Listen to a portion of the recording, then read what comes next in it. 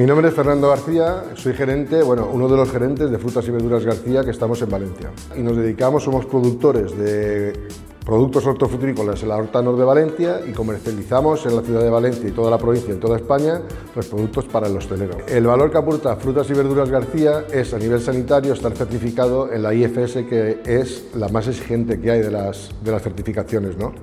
También otro valor es que somos productores, damos mucho servicio y calidad, y después el precio, lógicamente. Para los asociados de la Federación Valenciana de Hostelería, pues si se acercan aquí, que nos dedicamos a distribución, como he dicho, de restauración, pues le podemos ofrecer, pues primero, la atención personalizada, una tarifa de precios acorde con la calidad que va a servir y un servicio especial. Nuestra empresa se ubica en el polígono Bar Adecuar, o sea que estamos en la misma ciudad de Valencia, muy accesible a todos los asociados, y os podéis acercar aquí y preguntar por mí, por Fernando García, o llamando al 96 379 2820 o al correo info@frutasyverdurasgarcia.com.